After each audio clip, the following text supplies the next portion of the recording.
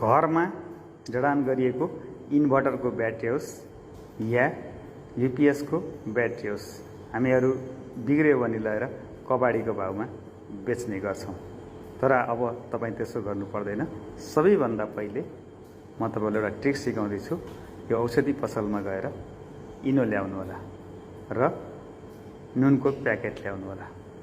अनि यो दुइटै ल्याइसकेपछि ब्याट्रीको ढक्कन, सबै ढक्कनहरूलाई खोलेर इनोको प्याकेटमा रहेको पाउडरलाई यसरी सबै होलबाट बराबर पर्ने गरी तपाईँ राख्न सक्नुहुन्छ।